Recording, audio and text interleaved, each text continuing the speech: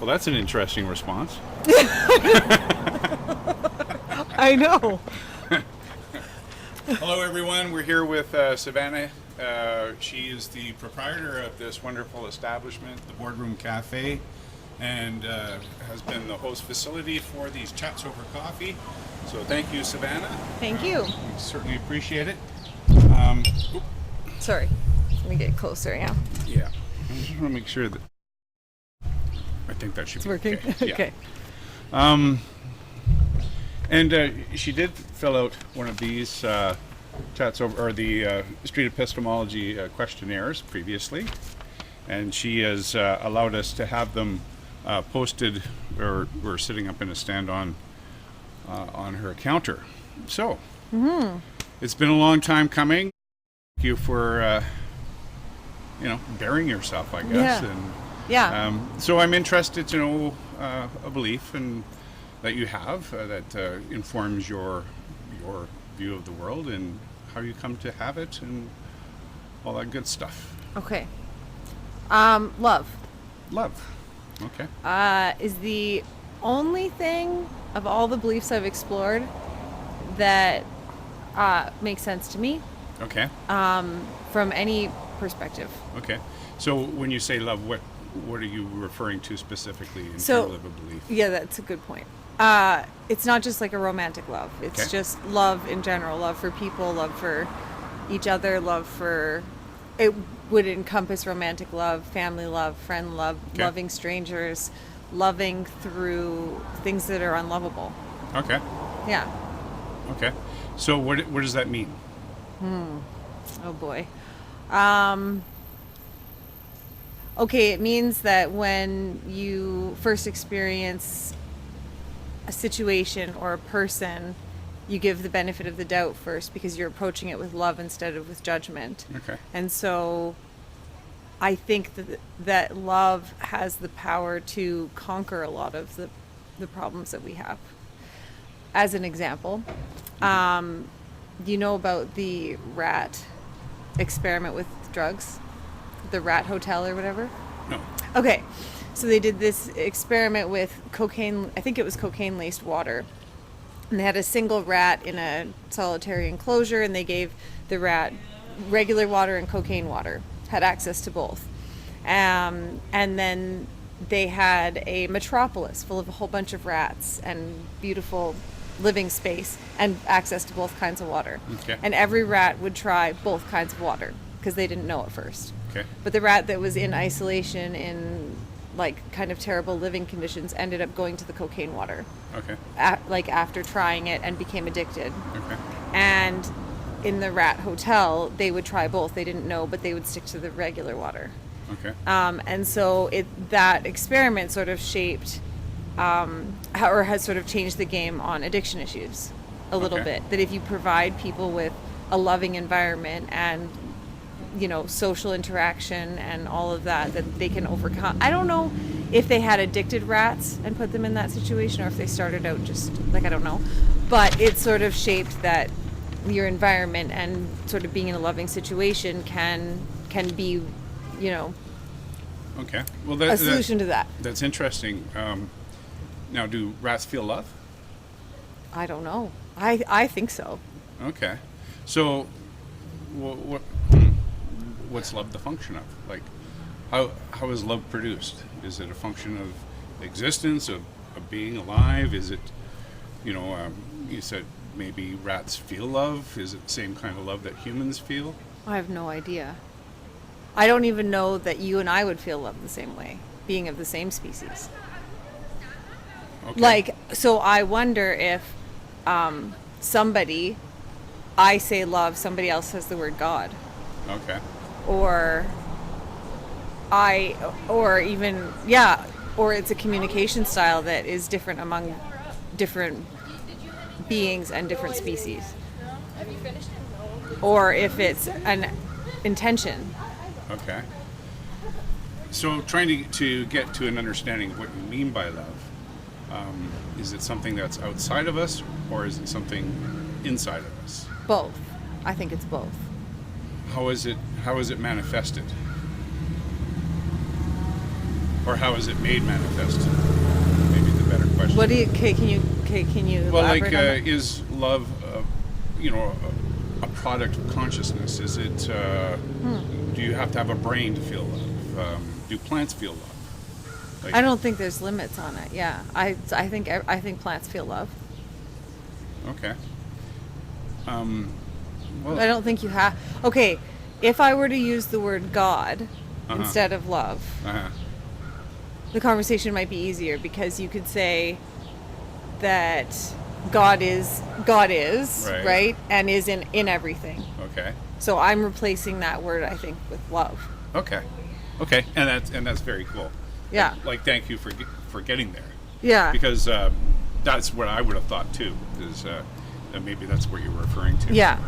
Now, do you see God as like outside of the universe, within the universe? Like, what is the nature of God? I think it's all one and the same. What is? God, love, and the universe. Okay, is this sort of like I'm trying to think of the philosopher that brought this up, who essentially defined God as the universe, and the universe is God. Okay. Which essentially took out the need for God, because God is everything. Yeah. So you're actually layering the term universe with just a name, Yeah. God. So, that being said, I mean, is there some sort of an intentionality to it? Well, see, I have a better grasp on this on a more of a micro scale than a macro scale. Okay. So, love from my perspective, because I don't know it from anybody else's, is how I interact with people Okay. or interact with animals Okay. or even plants, or with anything. You might even love something that you bought, right? A thing. Okay. You might love a little statue that you have on your counter or something, right? So I understand, I have a better grasp on talking about love on a micro scale. How I think love is the universe, I don't know. But I think when people talk about God and they say God is in you, and then people seem very offended when you say that, so then you are kind of God. Mm-hmm. Because it's like, no, it doesn't work that way. God is everything, but you're not God. But God's in you. So I don't understand that. So if I say love, it just makes a lot more sense to me. Okay. Now, is there... Yeah, okay. So in using the word love, Yeah. you were talking about love of an object, say. Okay. Like, are there different kinds of love? Yeah. Okay. Definitely. Okay. Is it helpful to call them by then different things other than love? I think maybe for some people it probably is. Yeah. Okay. Yeah. Is it helpful for you to call everything love? When I think about it in my own self, yes, I think it all boils down to that. But when I talk to other people, maybe not. Because I want to relate to other people and use their language too. Okay. Because I think I'm circling the wagon a lot here, aren't I? I feel like I'm it happens. But It's okay. it's because It's okay, I don't right? know Yeah. until we get there. Well, and this is exactly how it works, I know, right? I'm excited. This is how we drill down and unpack Yeah. what you mean. Yeah. That's what we're trying to do. Yeah. So, okay, ask me another question. So in sort of equating God with love and using those interchangeably, do you believe in a deity? I don't know. Okay. Okay, here's what I got. Okay. Okay, let's say that God loves all of us. Okay? Then let's say we're going down a certain path, right? Say we're slipping down a slope, we're approaching rock bottom. I think sometimes God, let's say, shows love by making us hit rock bottom, because it's only once you hit rock bottom that you're on your way out, that you're on your way climbing up out of that. And so I think a lot of people could argue that there's other factors at play that bring you to rock bottom. But I'm thinking it's sometimes love that brings you there. Sometimes love is tough love. Sometimes it doesn't feel good. Sometimes it's not that nice. Sometimes it brings us into our like deepest despair. Okay. Is it, I mean, is it possible that people hit rock bottom without God making them hit rock bottom? Yeah, or yeah, loving yeah. them to that condition? Yeah. Okay. I So think how so. would you discern the difference? How would you be able to test whether or not it was God that was making you hit rock bottom before you could move up? Okay, maybe that's not what I mean. Maybe I No. don't mean God makes you hit rock bottom. Maybe I think that God's there for that. Like, I guess I feel like sometimes people think that it's an evil force that's forcing you to make that is forcing you to hit at rock play to make you make bad decisions or do Okay. bad things or hit rock bottom or whatever that is. When I don't necessarily always think that's true. Okay. I think sometimes that's just the journey you need to go through to be able to find love, maybe. Okay. Now, so it seems that there's some kind of agency always at work, whether it's for good or ill. That's it is outside. We're outside. Is it necessary for there to be agency driving us one way or the other? No, I don't think so. Oh. Well, I don't even know if I know exactly what you mean by that. Well, I mean, you said that maybe in some cases it's the bad or evil influences that are driving you to rock bottom, and then sometimes it's God in a roundabout way teaching you how to love. Could be. Okay. But how would you be able to discern the difference? How could you test whether or not But this it's is a good assuming agent or a bad agent? I'm not sure I believe in either of those either. Oh, okay. I was Yeah, and I'm sorry no, if no, no, no, I no, don't no. mean to put words in your No, mouth. you're not. Yeah. This is so interesting. Okay. Maybe I feel that love is the answer. To what? Everything. So what's the question? So when someone is making bad decisions, when someone's making bad decisions, hurting other people or whatever, hurting themselves, maybe the answer to that is love. And I think a lot of times people aren't getting love because there's a belief that it can't be fixed, or that what they're doing, or the belief in the judgment around what they're doing is so strong that it's hard to find the love to treat them with. So is this maybe more about the interactions between people and whether or not they're positive or negative that has more of an influence? This is maybe more where I'm thinking, where I feel, see, I don't even feel like I have a good grasp on it and talking about it. In my heart, I feel like it makes sense to me, but talking about it seems to be confusing. I feel like I have a better grasp on love among people, and I feel like if I could articulate that, it'd be interesting to see how to make that more of a macro thing. Okay. So, yeah. Is it necessarily important to pull that into any other context than the relational one, the social one? Is it important to infuse the universe with love rather than just accept the fact that we're human beings, we have the capacity to love, and that's enough? Yeah, I don't know. Oh, okay. I tend to think that we, as humans, have a certain bubble that we think and operate within. Of course, yeah. And I feel all this pressure to try to function outside of that, have a big impact on the world, or make a difference, and I can't comprehend that. Like, Right. So I feel like I can only do what I can within my bubble. Okay. And within that bubble, that hopefully, if everyone's doing that within their bubble, then that would have a big impact. This sort of pay it forward thing. Yeah, I guess that's a good point. Right. Now, can it end there? That I guess that's my question. Can it end with that? Does it? Does there have any need for this, sort of universal infusion of love? I guess I don't know. See, I don't know the answer. I don't know. Yeah. No, I know what you're asking. Yeah, okay. I don't know.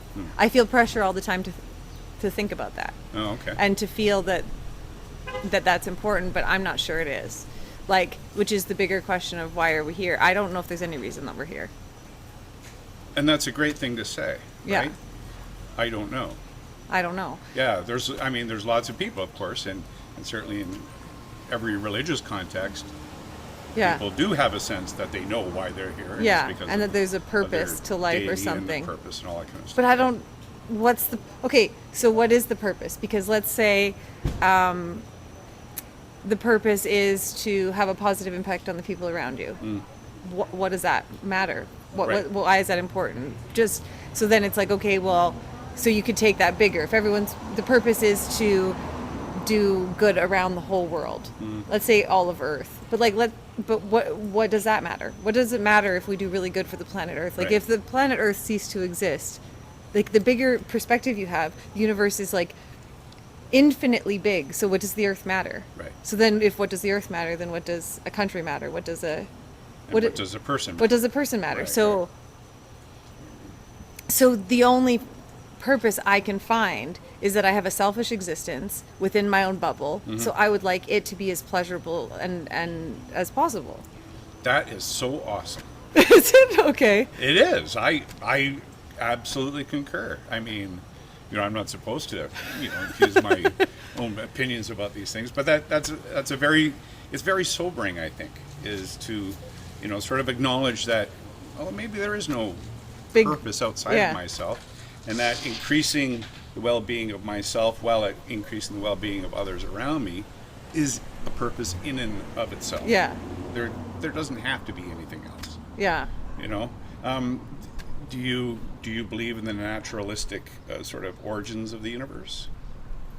The potential that it was created, not created, but came into existence through the Big Bang, 13.7 billion years ago. I tend the to. Earth was created or came into existence about Yeah. 4.5, and that eventually, about 6 billion years down the road, we will cease to be as a planet. And It as a kind of solar makes system. sense to me. Yeah. Yeah. Yeah. And that when the humans die, what happens, right? Yeah. I like nothing. Right. Yeah. Exactly. Yeah. I have no idea where we came from or why, but I don't tend to believe a God created it. Huh. I don't. And yeah, that doesn't really, but then I see something so unbelievable, like a bird that looks totally normal and blows up its tail to be like a peacock. I don't know. And I'm like, whoa, where did that come? Like, whoa. How did that come How about? did we? Yeah, and How like, did it figure out yeah, and then that was the best way to mate with somebody? yeah. Here's a random thing. African gray parrots, okay, they're very common in the pet industry because they have a remarkable talking ability. Okay. And they can talk in your voice, not just a bird voice, but your voice. And the Right. reason they have that ability is because in the wild, their defense mechanism is to mimic their predator's predator. Right. Very smart. Yeah, that's cool. That's cool. Where does Yeah. that come from? But there's evolutionary biologists that would say, given Survival. 4 billion years Yeah. of time for these small changes to accrue, you could change an elephant into a rat. Yeah, totally. But then how did it start as an elephant? That's an interesting question. I can get how like an elephant can turn into a rat based on survival. It's like, okay, this. Well, No, I know, but I misrepresent that. know, I totally know what you Yeah. mean. But then the question is the chicken and egg? But like, where did it come from to begin with? Right. Anyway, I don't know, but I do tend to lean more towards science, Okay. and I can't find any comfort or resolve in believing that there's a big purpose. Okay. So that kind of, just in my mind, that it's kind of a little bit at odds with what you started with, which was this sort of idea of a universal love and maybe it. Yeah. So what matching up with God. this is okay. So because I said I have a better grasp on love on a micro perspective. Okay. because I believe that love within my bubble is what makes I think we're all selfish. So I think loving, and we have moments of being unselfish. Right. That's great. Within my bubble, love seems to be the answer that makes the most sense to me in existence. How to take that big picture, I'm not exactly sure, because I'm not exactly sure I even believe in it. Right. But I think that as close as I can comprehend, other people would say the word God, and I would say the word love. So, what's okay? I'm gonna get personal. Sure. Okay, so my mom was bipolar, and so was my grandfather and aunts and uncles. It runs in the family. Mm-hmm.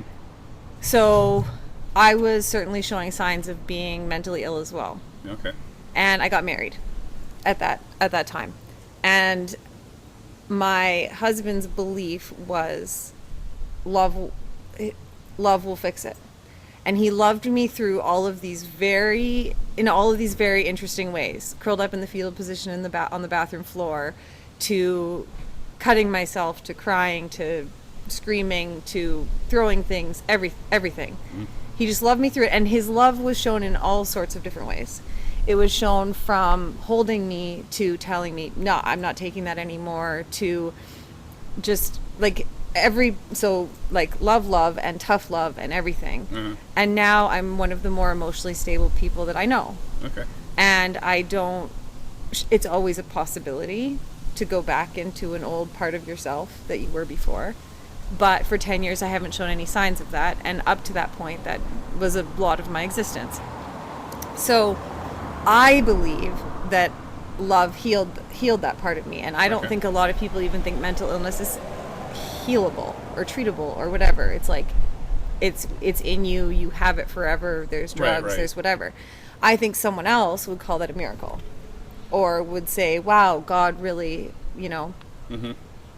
whatever, God because of God orchestrated that. Yeah. I think it's love. Okay. So but that was love as expressed by your husband, right? Which people could still, I attribute it to him. Yeah. Right. Other people could attribute it to God, right, easily, because. But there's also circumstances, of course, not in your case, but in other cases, certainly, where people who have experienced the same kinds of things you have, were met with a much different kind of treatment. Yes. Maybe at the hands of loved ones or husbands or whatever. Yeah. So it certainly can't be attributable across the board that in every case where somebody has issues is cured through love necessarily, right? No. Right. Like, to be personal, I was a drug addict for some time in my youth, and I had to essentially lift myself up with my own bootstraps. Yeah. Just because the other option was death. So it was essentially maybe a love for myself at some basic level that allowed me to come out the other end as a reasonably intact person. Yes. But again, there's no spiritual aspect that I would attribute to that. Interesting. To say that's why. So you had your own wake-up call, or you knocked on death's door. Yeah. Oh yeah. And that was your wake-up call. Yeah. And you. Okay. Yeah. So that could be loving yourself. Mm-hmm. Mm-hmm. Did you have any support from when you had that realization on, or did you do it all yourself? Well, I couldn't say that I did it all myself, but it wasn't anyone's intentional acts that brought me out of it. It wasn't like I attended NA or that I had family members, saying, "Oh, you can stay with me," that kind of thing. So it was a tough go to get out of it. And you did it on your own, basically. More or less, yeah. Well, there's a personal responsibility there too, because I could have made a choice in myself to not take that support, right? I could have not. So I had to do a lot of work myself as well. I had the love and support to do it, though. Mm-hmm. So that's interesting. Yeah, I don't exactly know how to explain that. Yeah, well, I'd be interesting to ask, like, being given that love, if it hadn't worked out for you, what would that represent? Yeah, what would because certainly there are people who have had lots of support and still never come out. No, I the know. good- I see the that good all the end of time that, too. right? So Yeah. so how does that Well, how does that relate to this idea of love? Yeah, I know. I've thought about that a lot because because this is my perspective, I've had many successes and many failures with other people, right? Because at the end of the day, it does seem that no matter how much you love somebody, in the right ways or the wrong ways, it's up to them. Right. Right? Right.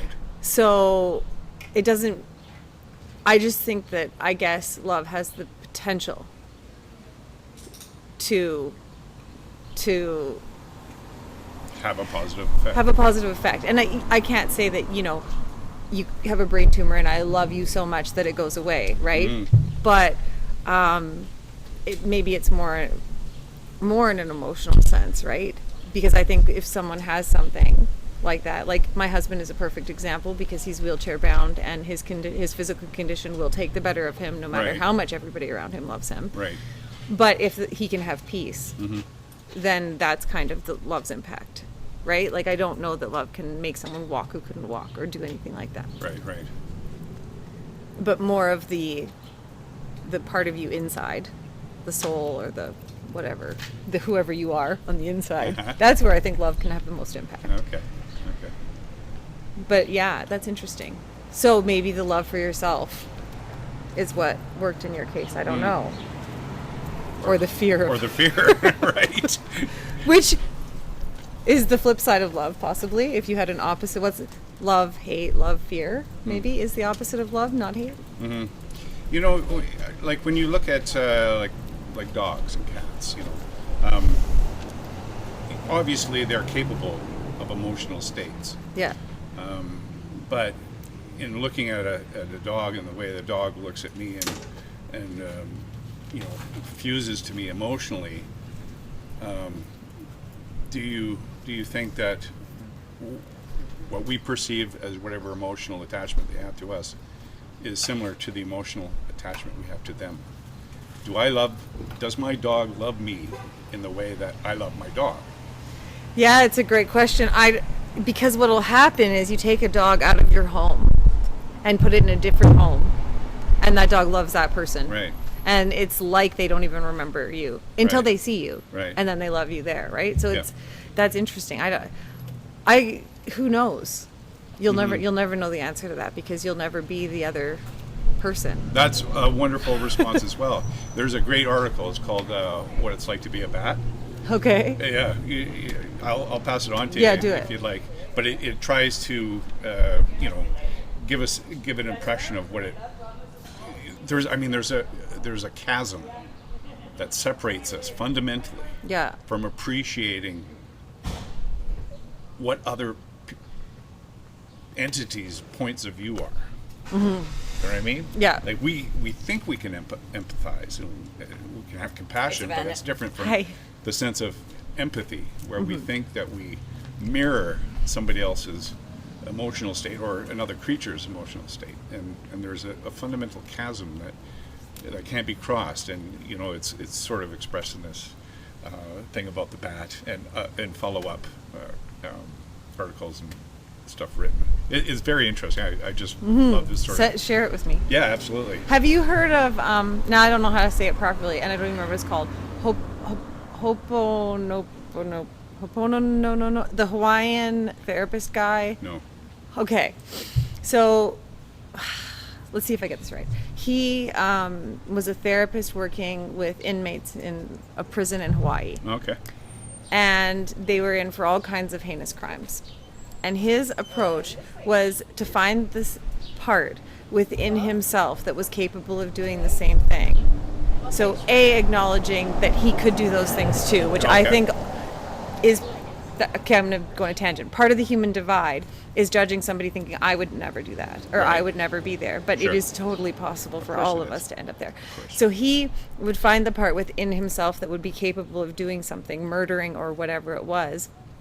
And he would then treat the inmates from that perspective. Okay. And it actually closed down the prison because there were no more inmates because he was so successful in finding that part there's with a link himself. for you to share with me. Yeah, okay, I'll find that. So there's a love element, right? So you're talking about this, what did you call it? A chasm. A chasm between us, but he's so he'll never know what it's like for that person, but he would know what it was like for himself to be in that situation and then love that part of himself. As close as is possible without having actually experienced it. That's right. Because, of course, not having done something, we can speculate as much as possible. That's right. But we're never there.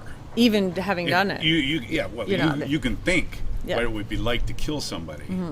But until you killed somebody, you don't know what it's like to kill somebody. No, you don't. There's no way you could possibly imagine that to the full extent. And even if you did kill somebody, you don't know what it was like for the other person who killed somebody. So that chasm, I think, It's still there. exists. Yeah. But you can try to narrow it, You can narrow try. the gap a You little can bit. try, But it's interesting a because chasm is a chasm. it is. And no matter how well you know somebody, no matter how much you're on the same page with somebody, you may find that after all this time, you have a slightly, very slight different definition of a word that you've used together the whole time. Yeah, it's an interesting thing. You'll never know. Yeah, for sure. Yeah. The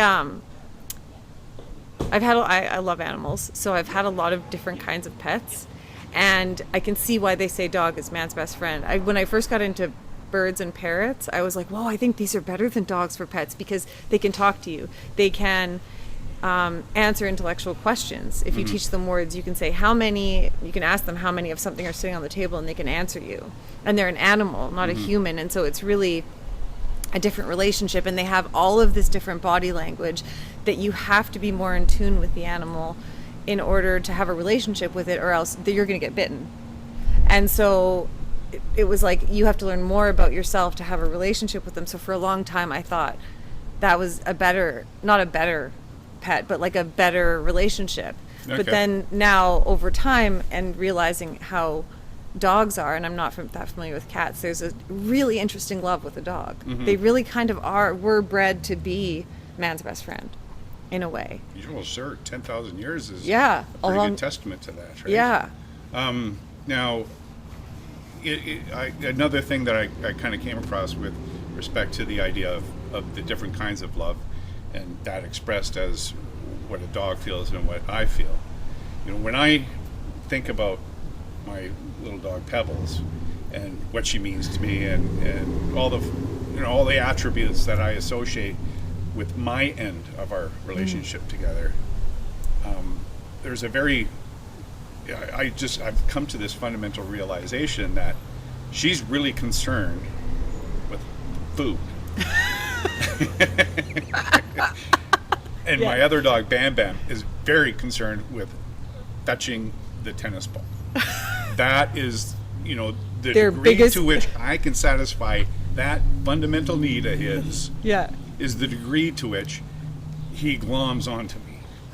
And that's and that sort of draws the line as to, what our respective emotional states are. I can think he loves me, Yeah. but if I just completely refuse to ever throw the ball for him again, I think his interest in me as a person would decline. Right? Yeah. It's like if somebody else came in and started throwing the ball a lot, Right. all of a Guess sudden. what? He would just, Love okay, I them. like that guy better. Yeah. It's true. Yeah. And I It think, seems that way. and I think to a certain extent, people are like that. Right? Okay, explain that. Well, think about people in relationships. Yeah. You start, maybe there's that word you each thought you knew the definition for and believed that you agreed in that definition. And then one of those two people meets someone who has a better, a closer agreement in the definition of that word. And the gravity starts to pull that one person away. You know what I mean? Like, I think to a certain extent, and maybe you don't agree, but we're all fickle to some degree. Some maybe more to a greater degree than others. If depending on their personality or whatever. But, Or in different areas. yeah, yeah. So that's why that's why I'm a little more restricted on my definition of love, and think it's more. And again, this is just my personal belief that really it's just a function of our brains. The more simple emotional states of a dog, for instance, are suited for its existence. And as humans became more and more intelligent and interacted more with their world using tools and all that kind of stuff, these kinds of emotional states became more sophisticated, more complicated as a function of necessity rather than sort of the infusion from somewhere else. You know what I mean? Interesting. I don't know if No, if that makes any sense. No, it does make sense. It does make sense. Yeah. What do you think? It's interesting that maybe love has developed in us as a species over time. Like, okay, there was an interview, I can't remember, I don't know if it was the book The Help, or it was a woman in sort of slavery times, or she was a maid or something like that, and times were really tough and survival and people weren't being treated well or whatever, and somebody asked her if she was happy, and she said, "Are you kidding? I don't have even the luxury of thinking about happiness." Right? And so if I'm understanding what you're saying, a long time ago we had survival, and survival was a thing, and maybe procreating and more instinctual, right? And now we've developed into what we are now, and everything's more complex. And I think so maybe love is something that developed in us, Right. because even relationships were more functional. You didn't get to find your soulmate. That wasn't like a thing. Right. Right? It was the one that expressed the best sort of genetic traits that would give you the higher probability of passing on your genes. Yeah. Richard Dawkins has a great book called The Selfish Gene, where genes bodies are the vehicles for genes, passing genes on. Yeah. And it just really takes the whole purpose of whatever we think we're doing, and puts it in a different light. Yeah. Because we are just the vehicles for recombinant DNA. Yeah. And that's So beliefs then, like anything, could and should change with time. Right. So maybe now, I think relevant for now, love is a big part of my bubble. Right? And so I believe in it because we have the luxury of being able to try to find happiness or whatever, which is, I have another belief on that too. But so around happiness? Yeah. Oh, okay. Do you want to hear it? Sure. I think it's bullshit. Okay. I think it's bullshit to try to be happy because it's not realistic. Okay. It's not realistic when your dog dies to be like, okay, but now I have to find happiness in this. Like Right. it's not like it's striving for happiness all the time makes you unhappy, because every time you're not happy, you're like, I'm trying to strive for Putting this. stress on you. Putting stress on yourself to find. Right. So I think instead of that, if we try to strive for peace and acceptance, then accepting whatever's happened, or being at peace with it, a side effect might be that you get to be happy. I think that's a very balanced outlook. Yeah, well, I think it works in every situation. So something great happens, that's easy to accept, but you accept it, so it's great. And something lousy happens, you accept it. Like, it works in every situation. Right. If you can attain that. Right.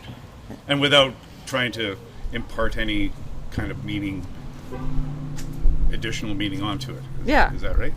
Yeah. Yeah. Just kind of going with the flow. Yeah, going with the flow. Yeah. I think that's Instead of okay. fighting against it all the time. Right. Yeah, I certainly, in my experience, I've had those periods where, I've struggle against the trend that seems to be going on in my life, and then only made it worse. Yeah. You know what I mean? Because I'm not willing to recognize that perhaps some of my own behaviors are what's influencing the chain of events that's causing me all this grief to begin with. Yeah. There used to be a store along here someplace that handled clothes people put in there and they resell them. The refinery, the consignment store it's on the next block. Oh, it's past out down on the other. Yeah. Yeah, I don't see their one more sign block up. down there. Yeah, across that intersection. Yeah, Yeah. and on the left side before you get to the Gem Theater. Go down far enough. Yeah, just a little further. Yeah. Okay, yep, talk to you soon. I'm sorry, where were we? Acceptance. Acceptance. Oh, yeah. Going with the flow. Yeah. Yeah, like I say, sometimes I think I've been my own worst enemy with respect to what I think I want and what my actions and my behaviors are actually pushing me around towards, right? I don't know. Do you think that happens kind of to everyone? Yeah, I think so. Yeah. And I can't speak for anyone else's life, but I can only speak for my own. The more you go with the flow, the more it makes sense later. And that is something I can't explain. So it's like I really wanted this, and all of these things are stopping me from getting it. Now I'm gonna have a temper tantrum because I didn't get it. And then later, you get this thing instead, and you're like, well, good thing I didn't get that. You know, what was at play that made that not happen? That's an interesting question. Against everything that you thought it should be. All right. But could it have been any other way at the end of the day? Whatever way it works out is the only way it could have been. You know, because take destiny, take fate right out of the equation. Yeah. And you recognize that sitting here having this conversation now is not it wasn't a path that was set up as an eventuality. It just, the fact that we're here, well, I don't think it could be any other way. It just is. Interesting. I have to think about that. Because you've seen Sliding Door, the movie? Sliding Door, no. Okay, I think that's what it's called. I don't think the movie was very well done. And whoever it was, Gwyneth Paltrow or something, there's a train, and she's running to catch it, and she misses it, and in a parallel reality, she makes it. And how that split second, the whole different life path that it took, right? Which is interesting. Yeah. So, if you have to explain it to me a little more. So, us sitting here having this conversation couldn't have happened any other way because we're obviously sitting having this conversation. Right. But we could have not sat here and had this conversation. But it's meaningless. Right? It's meaningless to think about what consider it because because it's happening. Because it is happening. Yeah. I agree with that. Yeah. Oh, do you? Yeah, Okay. that it's meaningless to think about what if it went differently. Right. I don't find that helpful at all to think about that. This is, sort of the position I have with respect to fate and destiny and all that kind of stuff. I mean, we can't have free will and we can't have destiny. Those two things are incompatible, right? Right? Yeah. I mean, it seems to be anyway. Yeah. Of course, there are people who argue against the idea that we even have free will, simply because, the things that we are lead us to do the things that we do. What I mean? So we're, essentially vehicles for our brains that find themselves in these circumstances and act and behave and do the things that they do based on all the, their genetic disposition and all their prior experiences. But I hold that as being different than fate and destiny. Interesting. Because, again, how could it be any other way? Cool. Okay, God. This might be a little controversial. Okay. I'm just supposed to meet with her Okay. shortly. Okay, here? Are you doing a chat over coffee? Another chat. No, Okay. No. all this traffic, rush hour. Rush minute. This is rush This is minute in Grand Forks. on a Saturday. 4 cars. I'm kind of wondering if it's a little bit selfish to believe in God and arrogant. Right. Because I think it's the same thing as thinking that there's no such thing as aliens or other life. Right. Like in an infinite universe. Yeah.